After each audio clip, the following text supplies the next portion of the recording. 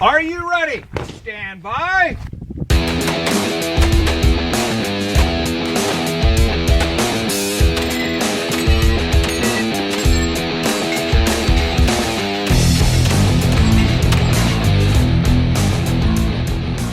Welcome to the Three Gun Show. I'm your host, Dave Hartman, and this is the first in a series of Match Recon podcasts. The first one, in this first one, I tell you about how we came up with the criteria for the Recon.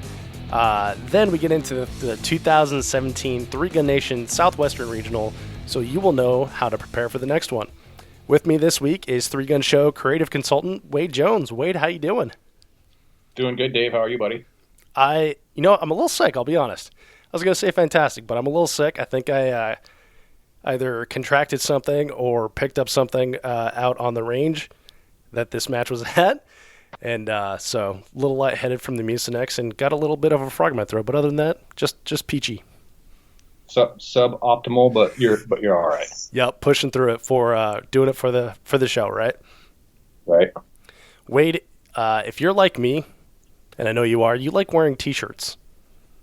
Yeah, for sure. I've got about 800 of them. Yeah, I do too. Actually, the T-shirts that we wore at the 2017 SHOT Show, they're now for sale. Excellent. Yeah, so with colors. With colors this time, yeah. This is the first time we've done multiple colors of things. So a lot of people hit us up on Instagram, Facebook, and stuff of that nature and said, hey, those shirts you guys are wearing, where can I get my own? So you can actually get yours at threegunshow.com/merch, MERCH. And they're custom made to order, and they look just like the ones that we wore at SHOT Show. So you're saying that Guy and I aren't special anymore? That's how I... Yeah, that's pretty much what I took away from that too.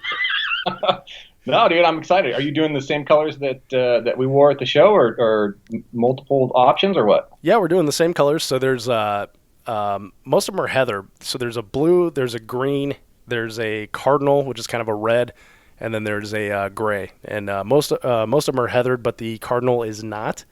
And yeah, exact same ones we wore at the show. Everyone liked an individual one, so now they don't have to choose. They can get all four.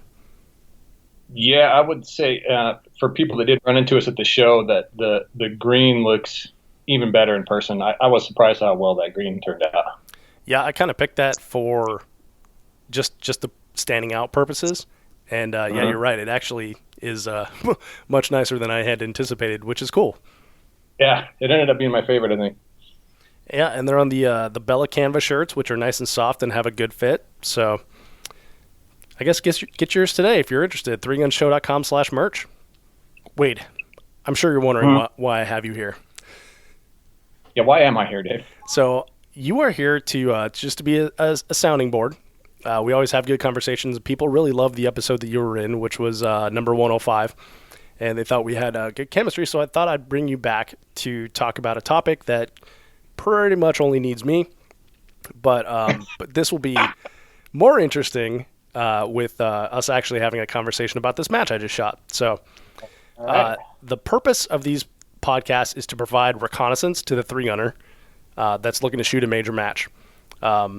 Anytime I talk to someone and it's like, okay, so how do I prepare for this match? They're like, okay, we'll go out and do your homework, look at YouTube videos, talk to friends that have shot the match, ask them what to expect. And I thought, hey, I could be that resource. You know, the Three Gun Show can be that resource. So we're just adding an arrow to the quiver here. All right, sounds good. So this data that we are about to provide is from a excuse me, the criteria is from a survey that I did. This survey, I think there's like 212 people that responded to it. Okay. Yeah, and so it was on 219. So it was on the bunch of the Three Gun Facebook groups. It was sent out to the email list for the Three Gun Show, and basically had like all these things like, hey, would you want to know about this? Would you want to know about this? Would you want to know about this? And I took the top ones that people picked. And so basically I went through and said anything that 20% of the people want to know about, which is significant. It's like 45 people in that sample. anything that 20% of the people want to know about, I'm going to go ahead and include it. So I'm going to start at the bottom here, and I'm going to quickly give you the ones that people didn't really care about and tell you about these. So the least popular one was the weather, because, that changes all the time, right? Sure. And then second least popular, sign up and squatting, which makes me think that we, as a community with Practice Score, have that problem solved. Yeah. This one surprised me. Safety. Only 5.4% said they wanted to know about the safety. And I thought about that for a while, and I think that's because we, as three gunners, work to a very strict set of rules. That So how did you posit that question? Like as RO, like safety, like command safety, or is it just overall safety at the match? overall safety of the match. Okay. And then their 10% chose to supply an answer of their own, which you'll get into in a minute here. 14% were interested in shooter demographics, like what region they're from, are they in the top 100, etc. 16% said they were interested in housing availability in relation to range location, which I'm pretty excited that one didn't make it because I didn't want to do that research. And then, I mean, that's research you got to do on your own anyway, right? Yeah, well, so that brings us to another one you got to do on your own. The surrounding area, is there anything cool to do? Okay, so now we're getting into the part that people care about. So 20% said they want to know about the staff. How are the staff? How do they treat shooters, etc. 22% said that they were interested in pre-communication. Let me stop you real quick on the Sure. staff thing, just out of curiosity. Is that would be something that would change as well, or is that pretty static at these type of events? So, excuse me, that is that definitely changes from match to match and venue to venue. Granted, you see, for RO staff, you see a lot of those same people in same matches or different areas around the country, because a lot of ROs are really generous with their time and will go to multiple matches to RO. Now with 3 Gun Nation, you see same range master, you see same sign-in staff, general manager, etc. So, but you're not going to see between outlaw matches, you're not going to see a lot of the same people as far as like range master and match director, stuff like that. Okay, so stuff on that is probably going to be more about a reflection of the match director and how he controls the staff, I guess. Huh? Yeah, pretty much. Okay. So so then 22% was pre-communication. Do you receive information about what to expect at the match or any other pertinent information? 23% is venue. That one's kind of a subjective one, but I kind of threw in some objective things of ease of access, creative use of facility, etc. 24% wanted to know funny things that happen at a match. Interesting. Yeah. Which I feel like I would talk about anyway, but that's cool. Another 24% were interested in logistics, such as check-ins, scoring, prize table walk, etc. 26% were interested in the schedule. Is it a half-day shoot? Do you shoot all day? How many days do you shoot? 35% wanted to know the farthest shot and or the number of long-range targets. So you from kind of these 22 to 26%, and then boom up to 35%. So that's a pretty big hop from the last 5%. Yeah, and so kind of the way I figure it is like these like top 6 or 7 here. These are things that people really want to know before they decide to commit their dollars to shooting a match. Sure. Like, what's it going to be like? What do I need to prepare for? Is it the flavor that I want? So, so above that one, 38% cost. What's the match fee? 44% fun factor. That seems like a highly subjective. Yeah, it is highly subjective, and might hurt some feelings on it somewhere down the line here. But the point of this is to put out good information and not necessarily to tear anyone down. So hopefully everyone takes this in the spirit in which it's intended. Well, I mean, it's going to be kind of your opinion of fun, right? I suppose. Yeah, I think so. Or maybe a polling of a few You're fun. people. So kind of the general mood, I guess I would say. Sure. 47%, almost 48% said match flavor is important to them. So this is like, is there a theme to the match? Is it like a rifleman's match, shotgun heavy, etc.? Okay. 55% said that terrain is important. Are they base stages or natural terrain? Is there a mixture of both? What's your feeling on that as far as kind of, the guys you see out there? Do you see a preference one way or the other? Is it kind of a 50-50 split or what? I see from the people that I've talked to, it leans largely toward open terrain. Okay. And that's basically like where 3 Gun was born, right? However, I do see individual shooters show up to bay matches that would not show up to open terrain matches. Knowing your skill set sort of thing, I guess. Yeah, absolutely. So there's definitely that. And, I don't want to, name any names or anything, but it's something that I notice. And if you pay attention, you'll notice it as well. So. Gotcha. All right. The number one thing that people want to know about, 66% of the responses was skills utilized. And that's skills with a Z. Skills. So this is like awkward positions, heavy focus on quad loading offhand rifle, slugs at distance, long pistol shots, crazy obstacles, shooting on the move, etc. Things like that. All the skills. Yeah, all that other stuff. Okay. So that is the criteria that we're going to be working with. So again, everything above 20% that people said they wanted to hear about. And then there were some folks that added in some information, some feedback into the blank box where they could fill out their own questions. Mm-hmm. All right, you want me to go through these? Yeah, go ahead and go through those, and I'll address each one of them as they come up. Can I name names? No, because there are no names.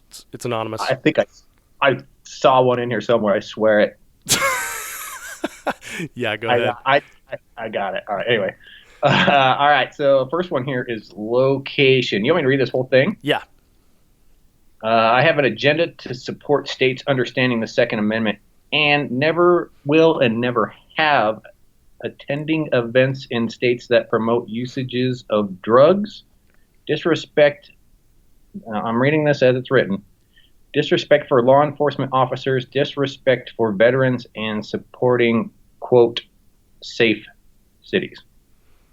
That was a mouthful. Yeah, it was. So I will be happy to tell you the location. You can do the research on all that other stuff yourself, because that seems like it would eliminate almost everywhere in the United States. Because there's got to be one instance of that sort of thing everywhere, And I always joke about not going to Illinois, and people joke about not going to Colorado. So I totally get it. I totally understand that. But that's a personal thing, and that's up to you. But I'll be happy to tell you where it's at. All right. Travel. How to get to the match by plane / how air travel works with guns, which is, I think, probably a lot of people aren't familiar with. Yeah, so that's a good topic outside of the scope of what we're trying to accomplish here, but that definitely gives me an idea for a future podcast or future video. So thank you. Okay. This guy says, it wouldn't let me check every box. That is correct. You were only given 5 selections, and that made you have to choose which ones were most important to you.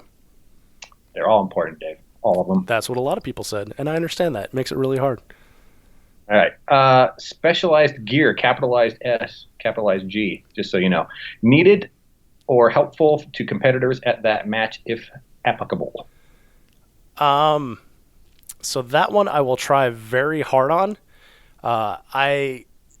It's interesting because everything we use is specialized. So specialized gear, could mean shell caddies, it could mean a sling, etc. So I'll try on that one. And if you have any clarification on that for whoever filled it out, you can go ahead and email me, and I'll be happy to address it more clearly.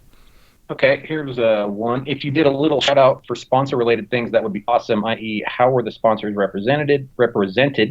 Were their banners up, and where were they announced at the beginning of the stages or at the award ceremony?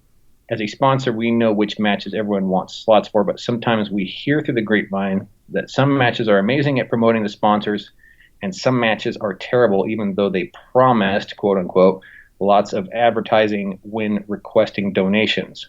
I think you give a fair, unbiased impression on those things. I would be happy to address that individually, like one-on-one. That's not necessarily within the spirit of what I'm trying to accomplish here. I'm more of coming from like a shooter perspective. But if you have questions on that, you can email me anytime. It's dave@threegunshow.com, and happy to give you my impression on it. Okay. Let's see. Frequency. Is it a recurring match or not? Okay. It's a good one. Yeah. The prize table? Not within the purview of this. So that changes all the time, and I feel like it's going to drastically change within the next couple of years. So if you're listening to this in 2019, then the 2017 prize table probably didn't make that much of a difference to you. So, well, there's certainly no advances. Technology. Yeah. Okay. Still a table. I'm sorry. Go ahead. I said it's still a table. Yeah. Sorry. Yeah. There were gun parts on it. What sets it apart from other matches? Something only that match has or is famous for? That's a good one. I like it, and that will be within the content as well. So I'll definitely keep that one in mind. That's kind of like your part of your match flavor. Yeah, absolutely. Let's see. Sorry, I lost my time versus points match. Yep, I included that in there. We'll be good. Is heavy metal allowed? I decided to list the divisions, so that will be included in there. Okay. Shotgun stuff, birdshot, ? Buck, slug, distances. Will my Remington Model 11 work? So, not sure what a Remington Model 11 is. I know 1100. Is that the same thing? It's the shorter one. Oh, okay. Then no, it won't work. No, it was about 9,000 or 900 models before the 1100. Oh. I would say run what you brung, but yeah, okay. That's good. Good information, and yeah, I'll include that in the recon here. Oh man! This is a personal slight. I'd like to know how many exposed sapling stumps there are. I'm sure you'll find them for us. I will find them for you, and that was not a sapling. That was a mature tree. It was very large. For those practice score or not. For those wondering about the sapling, I did fall on a stump about the size of a 2011 magazine at the 2016 Blue Ridge match. Unfortunately, lost my pistol and was DQ'd. Very spectacular video. It's on the Facebook page, and still taking heat for it, which is kind of fun. Practice score or not? Okay, no problem. Is it capital hard? HARD. All right. Difficulty. No problem. Let's see. Probably hard to accomplish due to hurting feelings. So long as you are honest, I think this would be great. One thing to consider is the demographic that shoots the match. So events tend to draw the douchier, is that a word? And USPSA types. Three-gun outlaw guys are generally more down-to-earth, good dudes. I gotcha. So, yeah, I could see how that one would hurt feelings. I will tell you who the winners of each division were, and then if you want to dig into that further, I would just suggest looking it up in practice score and checking it out. Yeah, draw your own conclusions from there. Yeah. I would like to have a better list of matches so I could register and not be waitlisted all the time. I would too. That I think is beyond my skill set. However, practice score is working on a calendar, which I am eagerly awaiting. So we will all look forward to that. Okay. The rule set. Oh, I must have not read that one. That's important. Yes, sounds good. Okay. I only said I wouldn't listen because I never listen, but I'll pick what I would find most important. All right. Would you like me to read that again? No, I understood. Once it's enough. Okay. This one kind of goes back to their one, maybe sponsors and sponsor packages. Yeah, I think kind of covered that. yeah, we got that. Will Dave be there? Interesting. Well, so since this is a reconnaissance of a match I've already shot, yes, if you consider that Maybe. there is no linear time, then yes, Dave will be there. Dave is there now.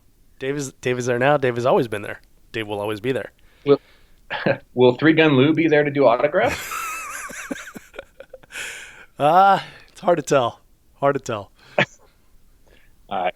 We'll to be decided. To be decided. Yep. Okay. So got that one there. So let's get into this. The match that I shot was the 2017 Three Gun Nation Southwestern Regional, which was March 3rd, 4th, and 5th at the Cawthorn Cartridge Club in Navasota, Texas, which is near College Station. It was a total time match, time plus penalties. The rule set was Three Gun Nation rules. Some quick stats about it. It was a 2-day match, half-day format, and due to the number of shooters, there were only morning squads with 2 afternoon-only squads, which were added in later when the AMU signed up. So usually you go morning on the first day, afternoon on the second day, or afternoon on the first day and morning on the second day. But this, they just, because of the number of squads, they just did morning, and then they added 2 afternoon squads later. So that's because kind of a low turnout deal, or Yeah, so that's up on the next one here, but I can skip it. So that there was 169 shooters that signed up, on 158 finished the match. okay, gotcha. So yeah, that is like a little bit lower. I would expect capacity wise they'd be able to handle at least 100 more people. Mm. The match fee was $275 to walk the prize table, or $150 for trophy only, which is a new option that Three Gun Nation has added this year, which is kind of cool if you're on a super budget. Yeah, I was going to say I wasn't familiar with that type of thing. Yeah, so it's apparently it's common in other sports, but I honestly have never seen it in Three Gun. I think it's a cool option if you want to shoot 2 matches and maybe you don't care about the prize table that much. If you like already have all the gear you need, or Yeah, or you know that there's no way you're going to be walking that prize table like me.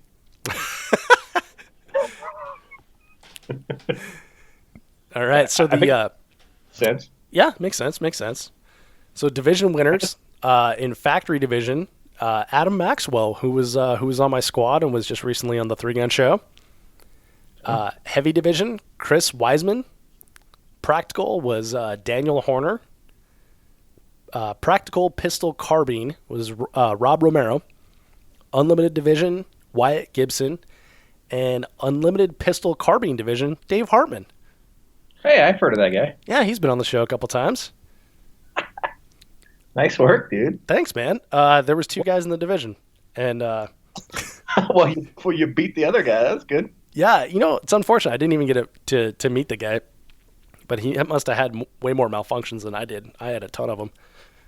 Okay, so sorry to interrupt you, but so is pistol carbine new for this year for Three Gun Nation? So pistol caliber carbine has been around for a couple years. Like PCC in general is just exploding all over the place. So they're, obviously they're trying to accommodate for that, which is totally cool. And especially at this match, as you'll find out, there's a lot of options for PCC. Unlimited pistol carbine, I think, is a new division. I don't know that for sure because I had honestly never paid attention to it until I was going to shoot it. But yeah, it's an interesting division, and we'll get into that in a minute here. Cool. Okay. Let's see. Other opportunities at the match. And I initially listed that other opportunities to shoot, but there's a bunch of stuff that happened that weren't shooting related, so I'll just call it other opportunities. One, you've got a shotgun speed shoot, which is like a part-time falling steel, shoot as much as you can, load as much as you can, and then your score is the number of targets you dropped, and then winners get a cut of the cash pot, which is kind of cool, especially if you're good at shotgun. So is that like, sorry, is going back to drag racing days? Is that like kind of like trophy jackpot kind of thing? Yeah, it's Okay. it's similar to that, and it's combined with like a falling steel match, right? So they put 30 targets out there, and your part time is 20 seconds, so it's however many you can drop in 20 seconds. And if you drop 10, your score is 10. If you drop 20, your score is 20. If you drop 30, your score is 30, which is kind of Okay. a cool and simple way to keep score. Mm-hmm. Um, Dang it! I should have looked up the extra match fee on that. That is an additional match fee. I forgot to look up what it is, but it'll be in the show notes. That's why I was wondering, because you throw into a pot, right? Yeah. Yep. The price for the shotgun speed shoot, I can't remember exactly what it was. It was like somewhere between $75 and $100. Next option, other opportunities, is a shotgun class with Keith Garcia.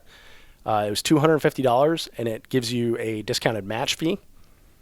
There's a 3-gun 101 class, and that was taught by Mike Sexton and Chad Drury, and that's they call that basic training. It's also $250 and gives you a discounted match fee.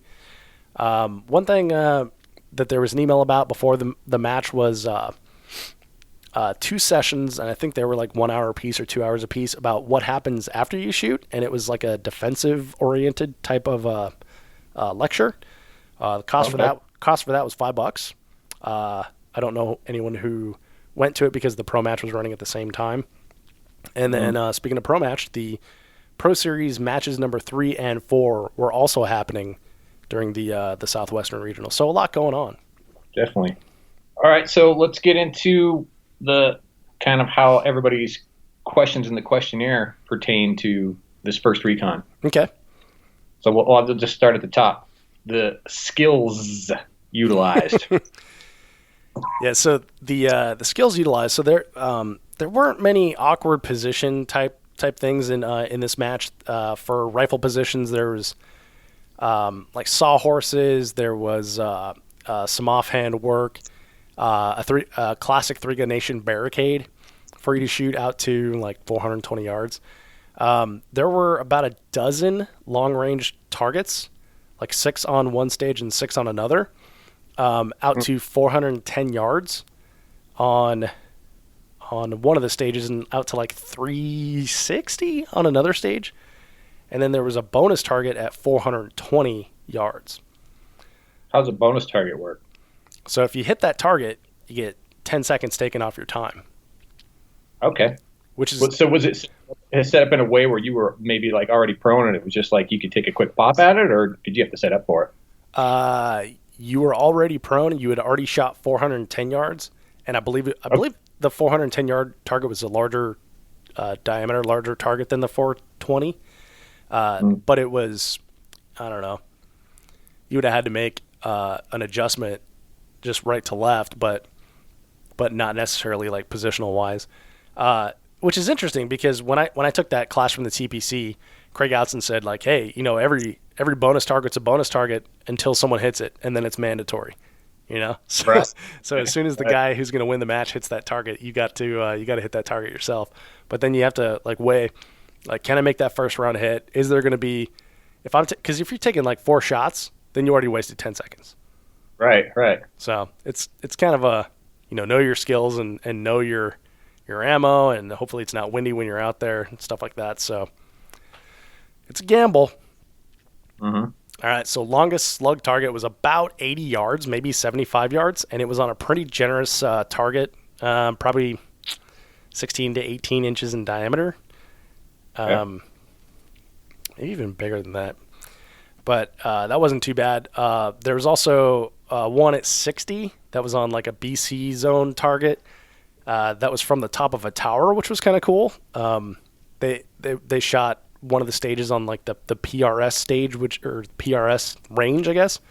So they have like a tower with rails and stuff that the PRS guys normally shoot from. So you got to shoot shotgun from up there, which is pretty cool. And then, you take that slug shot, and then there was clays, or not clays, but what's it called? Steel targets with a bird shot to follow that. Okay, cool. And then is there a clock on the top of that tower? I'm sorry. Did you say is there a clock on the top of the tower? Yeah, that's exactly what I did. So there were 2 offhand rifle plate racks, and right. one in one bay and one in another bay. And then there was another plate rack that, those were between like 45 and one was at like 60 maybe. So they weren't too bad, or 50. It was probably 50. So those weren't too bad. And then there was one at like 90 that was on that long range stage. So you did have the opportunity to brace on that 3-gun nation barricade. Gotcha. No obstacles. Crazy long pistol shots. It weren't that long. There was a generous size pistol targets, probably like 16 by 16, and nothing too far, nothing farther than like 30 yards or something. How was the and stop me if this is, you're going to cover this later, but how was the mix of rifle, pistol, shotgun? Oh, man, that's interesting. I don't know if I'm covering that one later. So that's kind of a difficult one for me to answer, just because I was shooting PCC, and for me, like, the joke the whole weekend was try not to use my pistol. Like, how can I use this PCC instead of my pistol? Good one. So there was some stages where I used PCC only, where you would have to use like rifle pistol. But there was definitely one stage where you could use pistol only. I thought, there was a shotgun only stage. I would say a good mix, and a good mix is like, very non-descriptive, but maybe I'll do percentages in the future or something like that. But that's a good question. Yeah, I was just wondering if it was kind of pretty equal or whatnot. So I know a lot of people ask if something's going to be rifle heavy or yeah. So this I wouldn't say was a rifle heavy match. I wouldn't say it was a shotgun heavy match. I might say that if you're a good pistol shooter, then this could be a pistol shooter's match. So then we're on to terrain, I guess. Yeah. Base stages or natural terrain? Okay, so there were 2 natural terrain stages, 4 traditional bay stages, and there was one like super large bay that they call the TAC bay, which is, I guess, where all the tactical people hang out or something. Okay. Very, very big bay. So it was almost like a open terrain stage, just with a berm behind it. But it was definitely flat, not a whole lot of like running up hills or over trees and stuff like that. And in fact, there was only one stage that was like that. You're running down a hill, having to dodge holes and twigs and stuff. Luckily for me, right? But yeah, right. and that was one of the long range stages. The other long range stage that was by where the PRS guys hang out, that was like nice flat manicured grass in the pretty much like 30 yards that we ran. So this I would call a mixture of base stages and natural terrain. Oh, I forgot my favorite. So there's one shotgun only jungle run and a spot that they had just cleared, which is totally cool that they cleared this giant path for the jungle run right before the match, which is cool.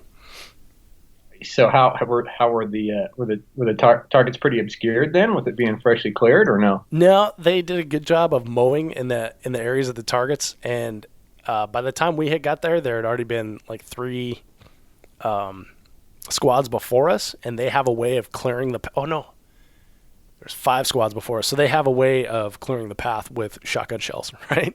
So right. if you can see a steel target, someone's going to shoot it, and it may be... What were those goofy shotgun rounds called? The flechettes? Oh, yeah, the flechette. What? I'm trying to remember what they are. It's like wad cutters like or something? Darts or something. Or there was I think there was like a bolo round or something too. It was supposed to clear vegetation. I will look for those next time. But I digress. Right. So, what was the I guess this is kind of what I was talking about before. What was the match flavor? Was there a theme to this? Yeah, so I wouldn't say theme. Match flavor, I would say definitely very Three Gun Nation, and Three Gun Nation's cool in the fact that when you go to the match, it definitely looks like an event, not just like, hey, we dragged everything out so you can shoot it. So when you walk stages, all the barricades, all the foot faults, and the walls and everything, they're freshly painted. All the targets are freshly painted. They actually have lines that show you which way to reset those targets, so you don't just like, oh, I guess I aim it toward the shooter, Oh, gotcha. Excuse me. So it's, trying to get the same presentation for everyone. So I like that part of it. Now, after the first day when it rained, it's, soggy, muddy mess. Paint's coming off everywhere. And, they do the best they can. But then the weather has to has to cooperate as well. So Yeah. other than that, like I said, the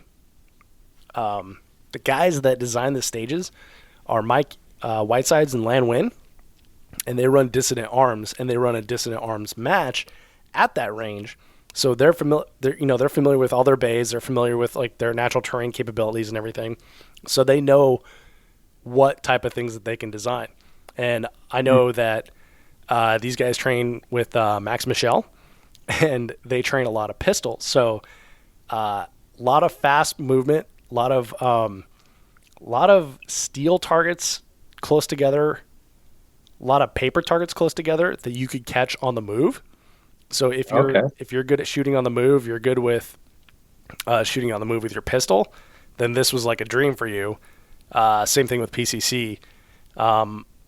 Not necessarily for rifle in a lot of situations, but definitely with the pistol. So that's what I mean when I say if I had to choose, I would say that this would be like a pistol shooters match. But me shooting PCC, it was it was a carbine match. Right. So like close together targets and pretty close up as well. Yeah. Well, and then you would have a mixture on another stage of targets that were farther out, so you had to take your time. So there were targets farther out. You're shooting, taking your time, then close in stuff that you can hose. So nice mixture of both. Now, those two long range stages I was telling you about, those were designed as 2-gun stages. Like one was a shotgun rifle and one was a rifle pistol. And the reason being, reset is much easier when you do that and you cover a lot of ground. So then you can, clear stuff and reset the targets and everything a lot quicker. Cool. So yeah, shooting on the move, and possibly if I'm forced to claim one gun, I would say pistol. All right.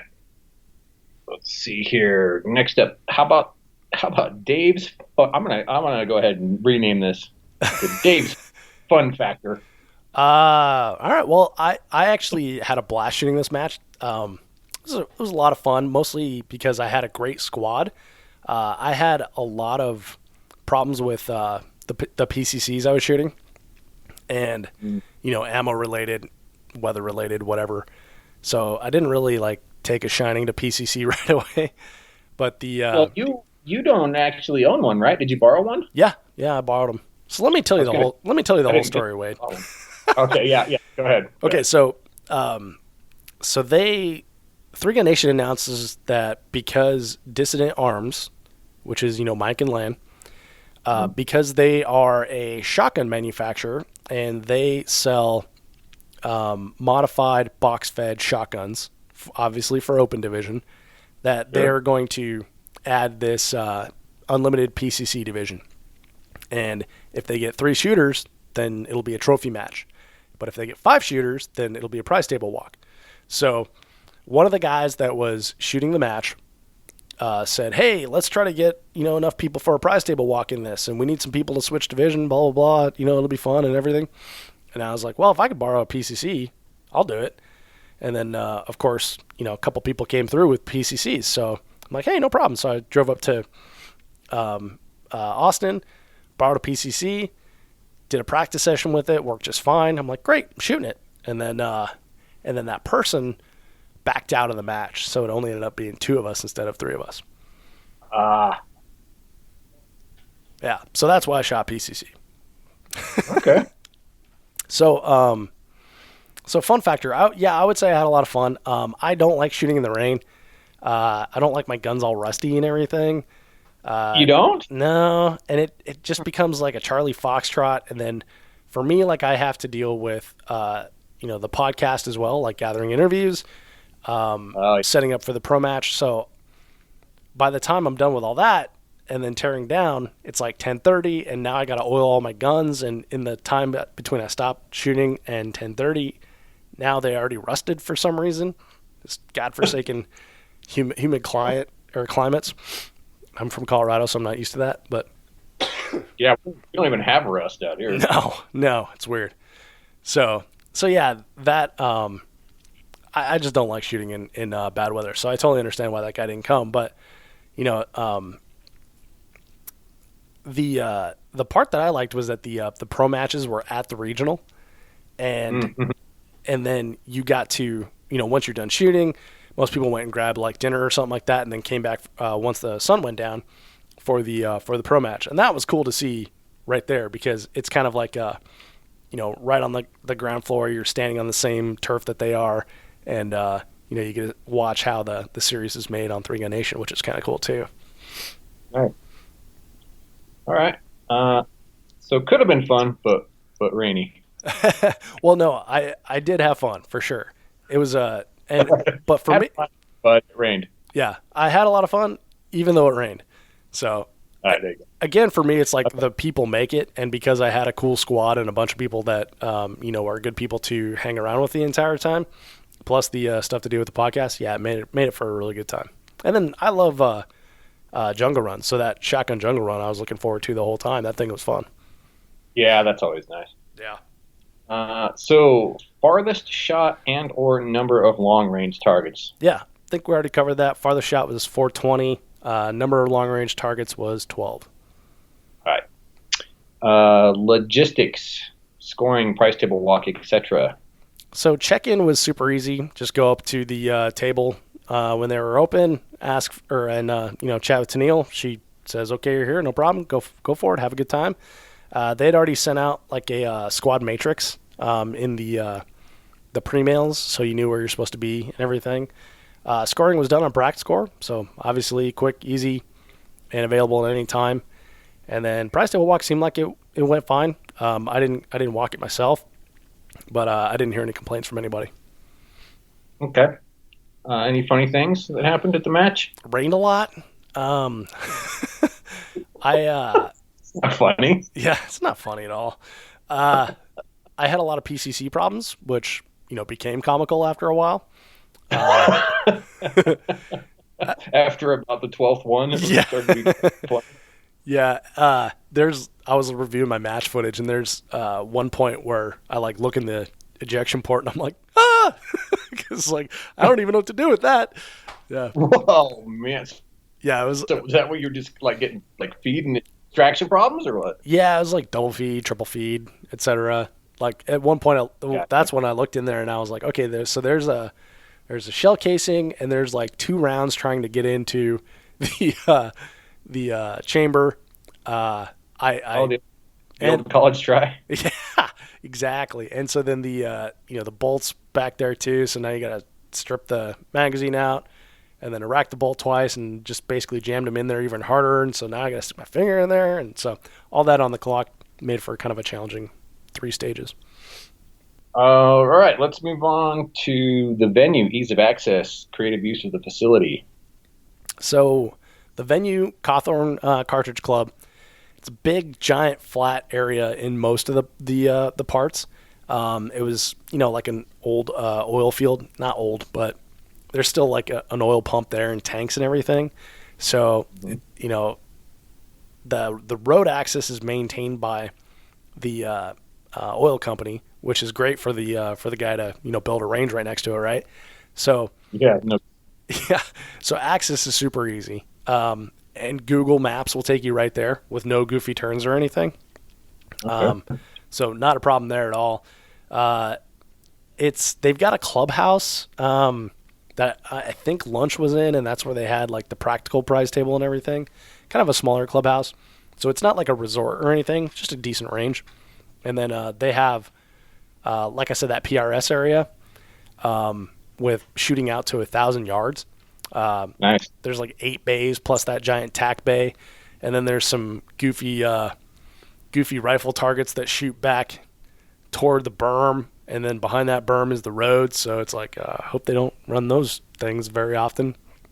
So, wow. Yeah, there was one like questionable target set up, and that was it. But I've never seen it used. I've only been there 3 times, but I've never seen it used. The other thing I would say is that so they said that they had parking for trailers, and that was between the oil tanks and the oil pump, and they had hard pack there, so it wasn't like muddy or anything. So that was cool. It was nice and flat and everything. No outlets, so you got to bring your own power, got to bring your own water and everything. So that wasn't too bad. And then how many trailers could you get in there? The way we parked, we could get 3 in there. But if you actually put some thought into it, Parked like a dick. Yeah. Well. So when I parked, it was dark, and so I was just basically like trying not to fall in a hole. And then when I woke up, I was like, that's good enough. And then I don't know. We could have done a better job and bid better neighbors to everyone, but I think we got 3 in there, and you could probably get like 12 in there. Parking horizontal in the vertical spots. Yeah, pretty much. It was like Tetris when you screw up and you get like the one long piece sideways hanging off of a 2x. Awesome. All right. Pre-com. Receive info about what to expect and all that good stuff before the match. Yeah, so multiple emails before the match, all telling you, what to expect and everything, when registration is, when the range opens. Here's one interesting thing. The range opens 3:00, and then you got to be pretty much done walking stages by 6. So you get like 3 hours to walk 8 stages, and that's common in 3 Gun Nation because they kind of try to truncate the RO shoot, so they're spending a day less on the match, which I understand for like logistical purposes, but that becomes a pain in the butt when you have like complicated stages and you have to walk all of them. So I'm not a huge fan of that. It didn't matter in this particular one, just because there was no afternoon squad, so you could walk for Sunday on Saturday. Well, there was 2 squads, but they're only taking up a small portion of it. So, but that's a 3 Gun Nation thing. Not a huge fan of that, but you just deal with it. But you have to know that going into it, and I didn't know that in my first 3 Gun Nation match. So they had already sent out the squad matrix beforehand too, so you know each day what stage you're going to start on. So that was all good. And then the funny thing that I always find is in every, I would say most, a large amount of emails I receive from match staff will tell you, whether or not you need a sling. And if they don't tell you, someone always asks. Okay. And I mean, I can understand that from like a practice standpoint, but from like a bringing everything you need to a match, if a sling weighed 14 pounds, I could see asking that. But a sling can be bundled up and stuffed inside your socks. A sling is so small. You should always have your sling, right? Yeah, I mean, I guess. And maybe my perspective is different because I, literally bring everything I have to the range because. Yeah. But it's not like you said, it's like a sling is putting you out. Yeah. Well, and maybe if you don't own a sling, it's putting you out. But okay, gotcha. Yeah. I don't know. I'm still trying to figure that one out. But I just thought it was interesting because I've seen that in multiple pre-match emails, and if they don't say it, someone always asks. But a sling seems so small in relation to everything else. I think the rule here is to keep a sling in your range bag, and then you're good to go. Yeah, and then if you do need a sling and no one else brought theirs, you become the most popular guy on your squad. Yes. cool sling guy. Slingster. They'll call you Slingster. Slinky. The last question here is about the staff. How was staffing there, and was everybody cool? Yep, staff was great. As usual, I've gone to like three Gun Nation matches, maybe four Gun Nation matches before. So, I know a lot of I know all the like hired staff, right? And I know a lot of the ROs and everything. And once you've shot a lot of matches, you kind of see a lot of the same ROs again and again. So, which is cool because you're like, hey, that type of thing. I will say that they kept everything running really well, even though there was inclement weather. There was one stage that my squad shot, and it was just sloppy mud, just caked in mud, getting on your shoes, and so your shoes are like 14 pounds, and now you're like, oh, you have the pancake, the mud cake, right? And so then so you're mud on mud, and so you're slipping all over the place, and then you're dealing with that, and then one of your shoes loses mud, and now it weighs 1 pound, and the other one still weighs 14 pounds, that sort of thing. And then later on, after we had shot before the afternoon squads, which happened to be the AMU, they came down and threw hay on there, which is a brilliant idea. Would never have thought putting hay on there. And we kind of joked that it would make adobe at some point, and they would be able to build houses.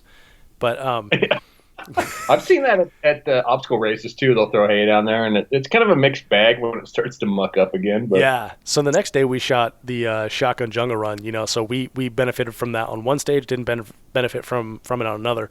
So on that first one, I was going to say I would like to complain that, was not fair because we shot in the muck and everything. But other people were shooting in different conditions, and the dude on my squad won factory division, so it wasn't the hay, it wasn't the mud, it's just being better. I just need to be better is what I took away from that. So I'll also say that the last stage of the day, there was a call over the radio for a medical emergency. So our RO took off with the match director or range master with a med bag. And, ran off down, and, they took care of the guy, took him to the hospital and everything. But apparently someone had slugged a birdshot target and injured the RO. So totally quick action on everyone. The RO who actually took the slug handled the scene, and everyone else gave him medical attention. They took him to the front of the club. He was able to go to the hospital and everything. And then he was back for the prize table. So, okay. Yeah. So he just caught some shrapnel off it, or what? Yeah. So he took part of a slug from the target. So, whatever dissipates after it hits steel target, initially going 1,200 feet per second, right? Mm-hmm. Right. So kind of a scary thing, and it's good that we, as a community, have a lot of people that come prepared to handle that sort of situation, and I was pretty impressed with the way the Gun Nation handled it. So that was a cool thing. Yeah, I've always said if you're ever going to get into a shitty situation, being around a bunch of gun owners is probably the best. Yeah. I mean, I've never seen anybody more prepared and more blowout kits than, anybody in the gun community. So. Yeah, it's true. If you're in like downtown Austin and, someone falls and scrapes their knee, they're going to bleed out. So. Yeah, exactly. After 700 people walk past them. Yeah, exactly. And record it on Instagram Live or take a selfie. I'm gonna ask you my question. Yeah, what's up, man? What was your single favorite highlight of the match? Or you can pick a couple if you got a tie. Oh man, I'll be honest. I didn't have that great of a match. And then, you won your division, Dave. Well, I can't say that enough without making the other guy sound like a douche. And I'm sorry, whomever you are, but like I had a pretty bad match. It was very discouraging. The first 3 stages of the day went terrible, but because of the squad that I had and the attitudes of the people around me, it didn't really affect me. So I would say that that my squad seriously was the highlight of it for me. Bunch of cool people, bunch of cool young people that are like guys to watch in the future here as 3 Gun progresses, which is cool. So yeah, I would say that the highlight would be my squad. Cool. No, Low light. You want to hear low light? Oh yeah. Let me follow it up. What was the worst part? Shooting PCC. Oh, really? Yeah. Oh, you just because of the mouths or what? Yeah, because of the mouths and the problems. It was something totally fun to do, and the reason that I did it is because a lot of people talk about PCC in the 3 Gun community, and I don't personally have experience in it. And because of what I do, I feel like I need experience in it because a lot of people in my audience are into that, right? So yeah, it's definitely like kind of an up and coming thing, right? Yeah, it's super popular right now. So I would say that I probably won't shoot PCC again in a 3 Gun match, but maybe I would shoot PCC at like a dedicated PCC match or maybe a pistol match where there's other people shooting PCC there. So I could see that being fun. But yeah, I would need, a bunch more time behind it. Well, so let me ask you this, because I remember we talked about this before. You were asking me what I thought about pistol carbines, and I said I had one way back in the day that used freaking Sten mags on, which was ridiculous. and it functioned good and it was fine. Loading the mags was ridiculous, but to me it was kind of meh. I thought it was fine, but I kind of liked shooting pistol better. Was that your feeling on it, or was it just because you didn't have like a dialed in carbine? Yeah, I should probably reserve judgment until I shoot a dialed in carbine, but I would say that the overall experience is like meh, like the targets that so with pistol caliber carbine you don't shoot out past 100, right? They put special ladies tease targets, to use a golf term, out there for you at 100. So I had to ask Scott Green and Len Wynn, like, hey, what were the range of those targets that you guys shot before we did this podcast, because I didn't know, because I didn't bother, didn't care. And I was talking to Scott about that, and I was saying that I missed shooting those long range targets because last year I spent a ton of time on my rifle. I have it dialed in the way I like it. My scope is, I've got a good dope. I've got good ammo. So I feel like I'm, getting better at the rifle. And then to not be able to shoot those targets and say, hey, look at me, I am good at the rifle, for me it was kind of a bummer, right? However, for new people, that might be a good thing, right? Because long range rifle is one of the more difficult things you can do, especially when we were shooting there in Texas, because we're shooting from a tree cover position on a hill, and then there's this big drop off, and then you could see the grass moving out there. You're like, wow, that's kind of windy out there. So yeah. So from a newbie perspective, I think it is way more accessible and provides them with those easy wins, because you're shooting targets at 80 or 90 or 100 yards that are the size of a popper with a 9mm. Right? And then you're only holding like 4 inches instead of holding like 30 inches or something. Okay. Interesting. All right.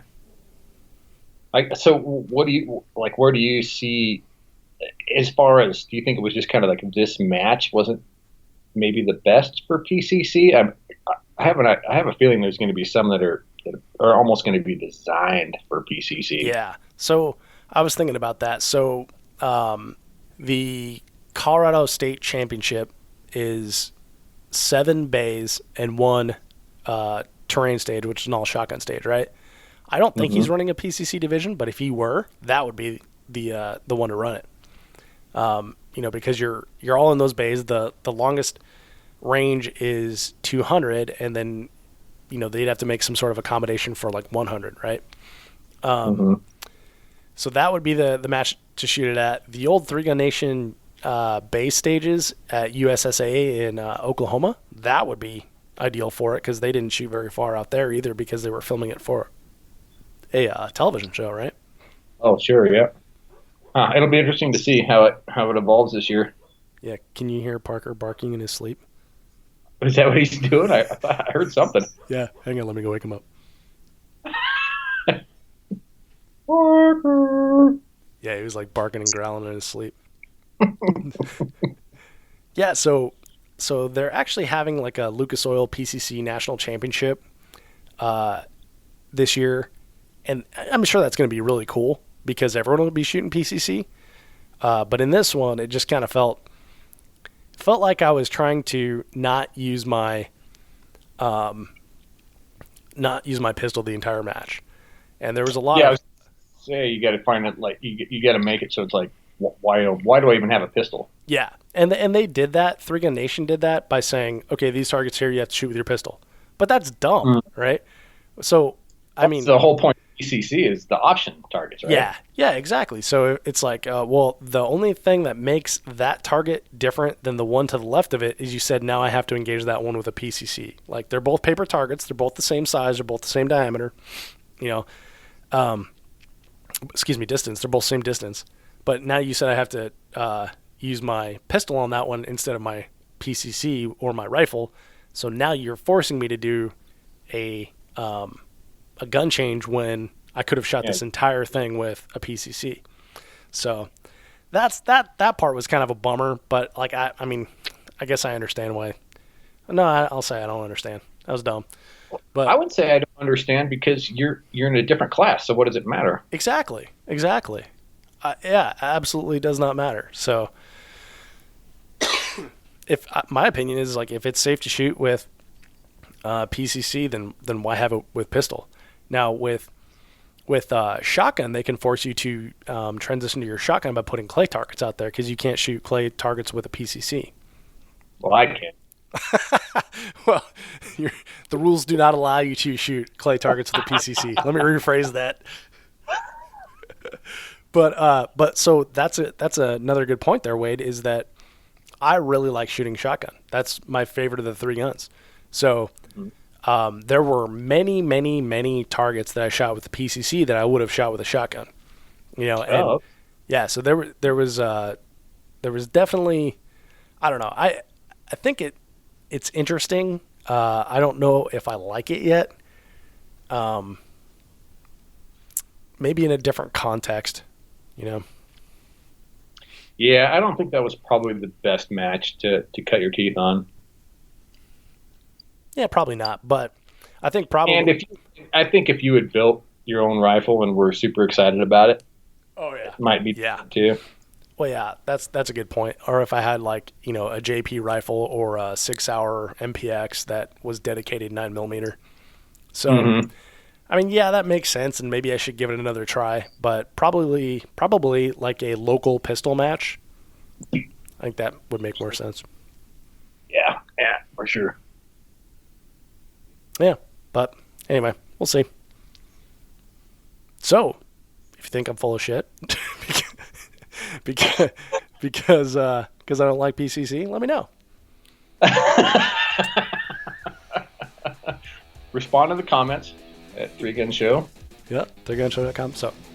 So that is the 2017 Three Gun Nation Southwestern Regional, and if you're looking to shoot the Three Gun Nation Southwestern Regional in the future, and they're having it at the same range, which is the Cawthorn Cartridge Club, this is likely what you can expect from it. So if you have any questions or anything, you can put questions in the comments at 3gunshow.com, and this will be on the Match Recon tab. Wade, hey, thanks for being a part of this, man. Thanks for being a sounding board for me. Yeah, thanks for having me, Dave. It was fun. Yeah, good times, man. We'll see you.